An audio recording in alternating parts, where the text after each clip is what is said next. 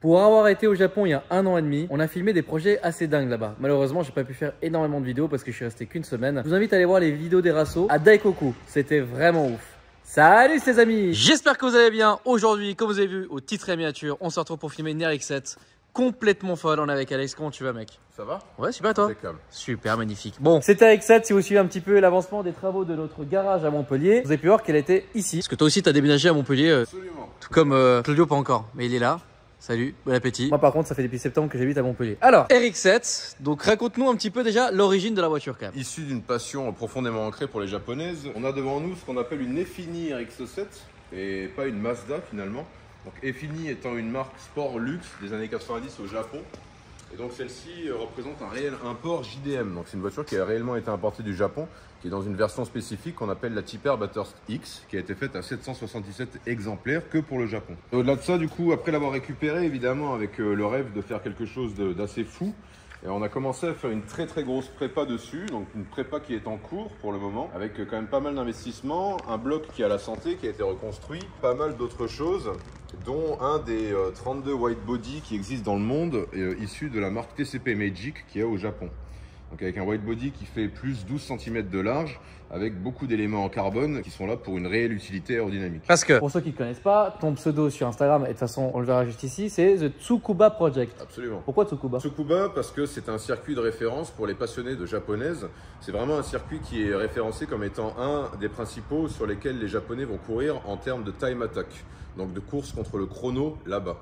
En Europe, on retrouve le Nürburgring Nordschleife, qui est un peu le circuit de référence pour tous les constructeurs pour se taper un peu la bourre et comparer un peu l'efficacité de tous les véhicules. Et ben, au Japon, ils ont un circuit de référence qui est beaucoup plus petit évidemment. On est sur des temps qui vont de 55 secondes à 1 minute 10 à peu près et on retrouve des machines qui sont réellement développées pour la compétition et pour la course. Notamment beaucoup d'RX7. Ce que tu repartages souvent d'ailleurs sur tes stories. Ce que je repartage souvent. Encore une fois, pour moi, c'est une culture qui est vachement ancrée. J'ai grandi avec ça. Tous ceux qui sont dans la branche des japonaises ont grandi aussi avec ça, connaissent très bien le circuit. Et là, c'était vraiment l'occasion de reproduire ce qu'on retrouve au Japon, mais en France. Voilà. Avec, en effet, comme tu as pu le filmer, une inspiration évidemment de quand on était petit avec Gran Turismo, qui nous a introduit cette culture avec ce circuit et tout ce qu'on retrouvait au Japon à l'époque, donc dans les années 90. Voilà, donc ça c'est un peu la représentation de tout le monde a connu, notamment les trentenaires quand ils étaient plus jeunes et de ce genre de véhicules qui se sont développés dans les années 90 et qui sont extrêmement compétitifs et qui sont prévus pour être réellement préparés de haute voltige en général. Donc là, chaque élément qui sont sur la voiture, ils sont pas là pour rien comme tu l'as dit juste avant. Tout est calculé, tout sert à quelque chose. C'est pas juste pour faire joli quoi. Absolument. En soi, le plus bel élément qu'on a pour l'instant, même s'il faut qu'on réalise que c'est une version qui est brute, c'est réellement un véhicule qui est en cours de préparation, qui est très loin d'être terminé.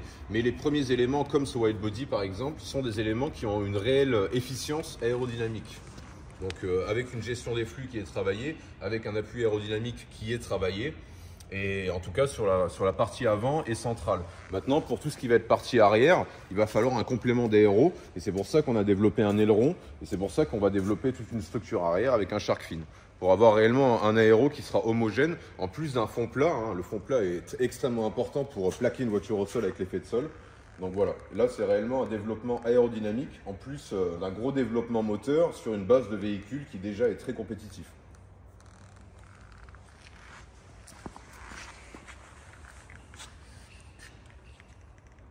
Alors c'est vachement marrant parce que finalement, cette voiture, ça fait des mois que je la vois. Oui. Parce que je viens quasiment tout le temps au local. Toi, vu que tu as déménagé ici, qu'il te fallait un endroit pour la stocker en attendant de trouver quelque chose, d'ailleurs, tu as trouvé quelque chose. C'est tout à fait ça. Et c'est pour ça que là, elle est un peu sale, parce que évidemment, Oui. on a fait beaucoup de travaux dans le local. Donc là, on a donné un coup de soufflette hier. Quand bien même, c'est une voiture en cours de projet, donc plus. on est très loin de la version finale. Je suis content parce qu'on devait la présenter quand on était à un événement vers Strasbourg d'ailleurs. Oui, tout à fait. C'est la première fois que d'ailleurs tu l'avais vu, il me semble. Oui, c'est ça, exactement. C'est ça. Dessus, hein. Ouais, bah oui, parce que c'est une vraie folie. Parce que c'est vrai que beaucoup de monde viennent nous voir au local, voilà, et ils viennent avoir un peu l'avancement des travaux. Et à chaque fois qu'ils rentrent ici, les gens sont choqués par cette bagnole. En même temps, je peux comprendre vraiment parce que c'est vraiment une voiture qui visuellement est impactante et très choquante. Et je vous invite à la voir en vrai parce que c'est vrai qu'en vrai c'est complètement différent de la photo. C'est quand même très imposant. On est sur un véhicule qui fait 2,05 m de large pour l'instant, avec un aileron qui sera encore un peu plus large.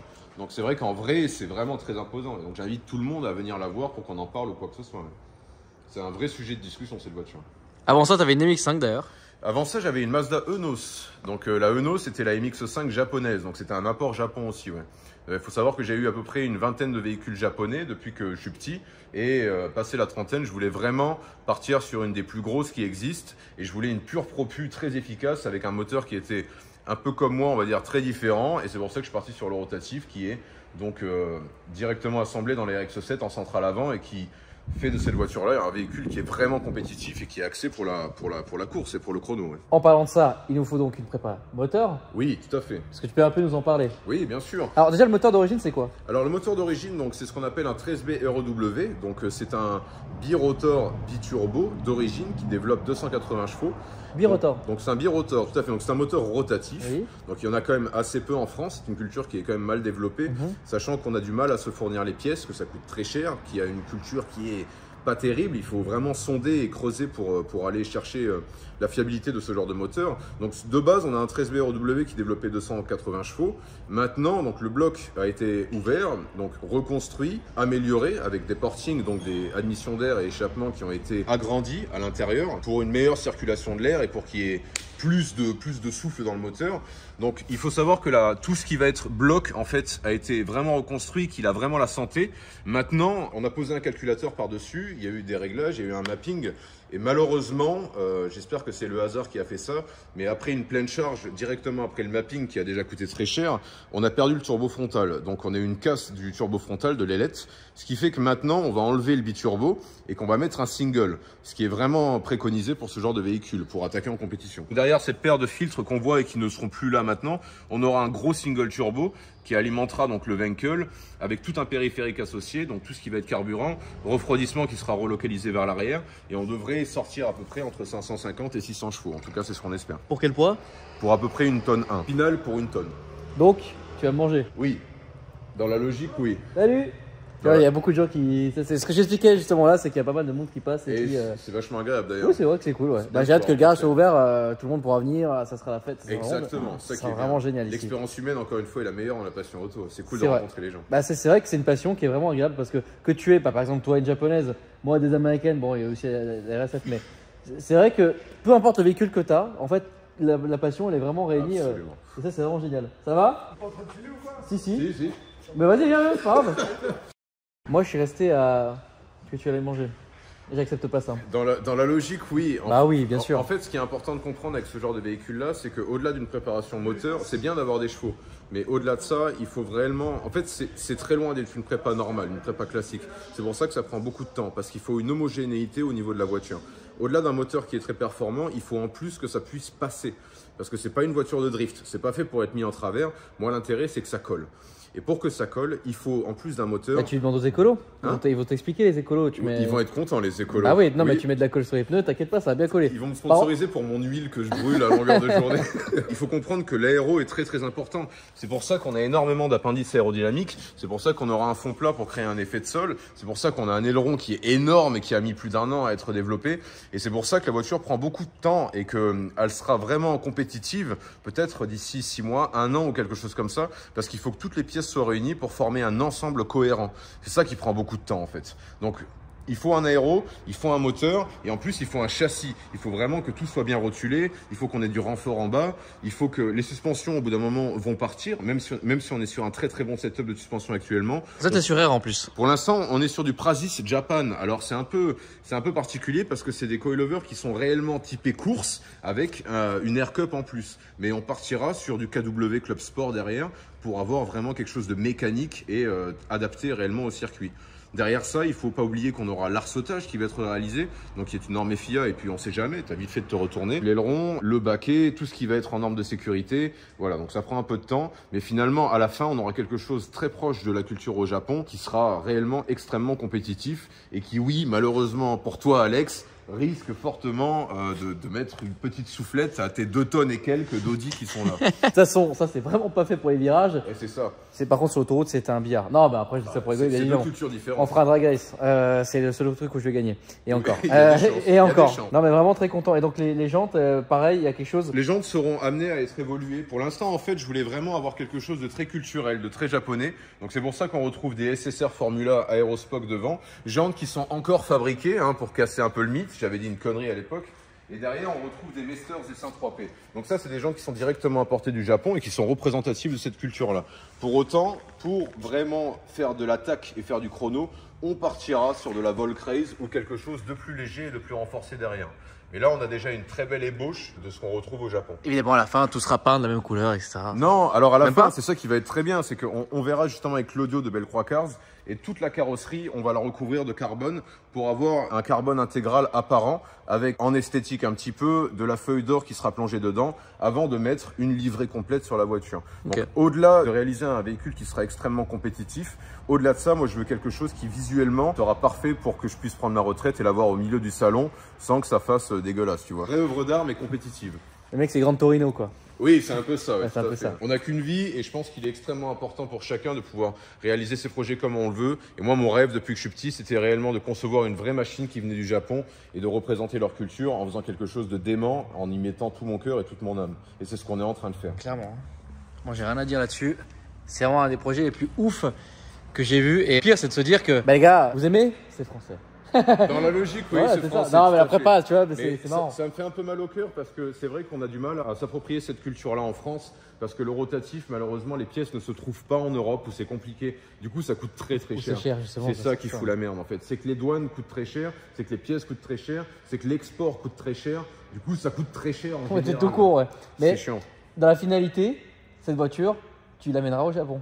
Alors ça c'est vraiment le but absolu. C'est le rêve. Toute ma vie en fait je l'amène à travers ça, j'essaie de me démerder, j'essaie de gagner des sous, j'essaie de faire tout ce que je peux. Mais mon but ultime, encore une fois pour ceux qui ont vu mon interview préliminaire, c'est de réaliser ce que ma mère m'avait dit avant de décéder, avant de partir, et de réaliser mon rêve et de me dire que cette voiture-là on va l'amener au Japon. Mais non seulement moi je l'amènerai au Japon et je ferai ce que j'ai à faire, peut-être qu'on ira sous la minute et dans ce cas-là ça rentrera un peu dans la légende ou pas, on verra. Au moment où on l'aura amené au Japon, mais en plus on a tous les amis, tous les partenaires, les gens comme toi, les gens comme Claudio, toute l'expérience humaine en fait qui a gravité autour de cette voiture qui sera là et tout le monde sera là en fait pour réaliser ce rêve quoi. Voilà, donc en plus au-delà d'une expérience personnelle et d'un rêve personnel, c'est vraiment une expérience humaine globale quoi. C'est vrai que là-dessus je te rejoins et en fait c'est marrant parce que vous savez moi, donc youtubeur, c'est mon travail, je présente des voitures. C'est très rare que je présente des voitures. Hein. Mais bon, pour l'occasion là c'est un projet vraiment ouf. T'es mon pote donc en plus voilà c'est logique. Mais c'est vrai que tout au long des années que vous avez vu, on rencontre des gens à travers le monde, des collègues youtubeurs, etc. Plein de gens de la communauté. Ce projet qui est le garage, on le fait à travers les réseaux sociaux aussi, donc à travers vous au final.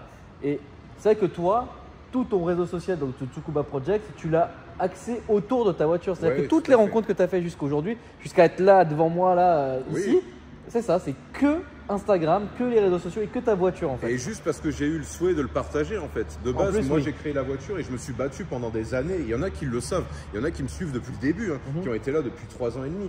Mais à partir du moment où j'ai rendu la voiture publique, il y a eu un engouement énorme qui s'est créé autour du projet. Et du coup, c'est pour ça que maintenant j'ai à cœur de le partager et de faire avancer ça en fait. Jusqu'à temps qu'on aille au Japon et qu'on le réalise. Parce que ce sera un peu...